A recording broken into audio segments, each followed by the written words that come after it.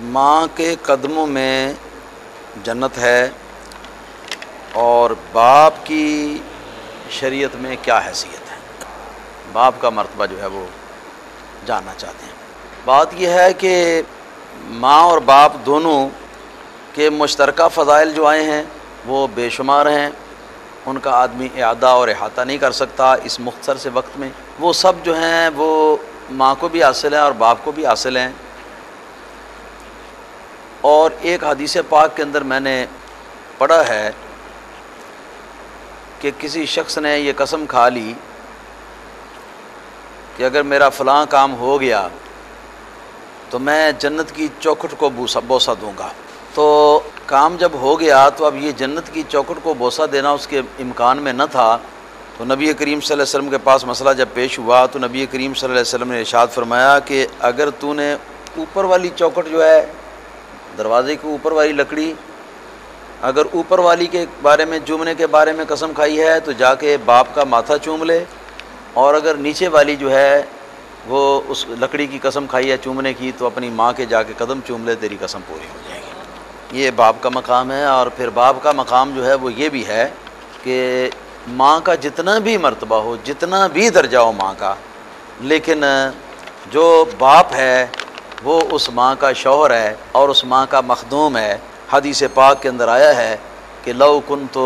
آمرا لأحد ان یسجد لأحد لأمرت المرأة ان تسجد لزوجها، کہ اگر میں اپنی امت میں کسی مخلوق کو سجدہ کرنے کا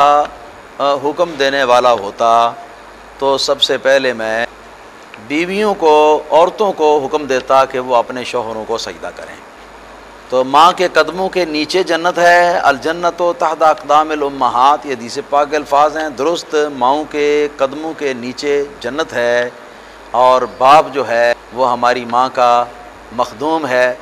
ہماری ماں کا وہ مخدوم بھی ہے، اور ماں ہماری جو ہے اس کی حیثیت ہمارے باپ کے سامنے اس کی خادمہ کی ہے۔ الرجال قوامون علی النساء، قرآن پاک میں بھی فرمایا گیا ہے کہ مرد جو ہیں وہ عورتوں کے اوپر افسر ہیں، حاکم ہیں۔ تو ہماری ماں جو ہے اس آیت کریمہ کی روح سے محکوم ہے اور رعایا ہے، اور باپ ہمارا جو ہے وہ اس آیت کریمہ کی روح سے اس رعایا کا وہ حاکم ہے۔ اسی طرح قرآن کریم کے اندر فرمایا کہ وَلِلرِّجَالِ عَلَيْهِنَّ دَرَجَةٌ، اور مردوں کو عورتوں کے اوپر فضیلت اور درجہ حاصل ہے، ان کا مرتبہ جو ہے وہ اونچا ہے۔ تو مرتبہ ماں کا جتنا بھی آپ بیان کر لیں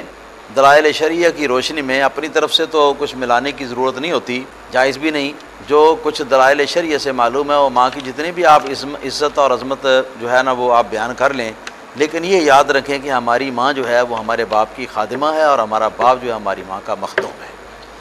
تو اس لیے جو مرتبے جو ہے وہ خادم کو حاصل ہیں، خادمہ کو حاصل ہیں، تو اس سے بڑھ کر مرتبے جو ہیں وہ مخدوم کو بھی اللہ تعالیٰ کے فضل و کرم سے حاصل ہیں۔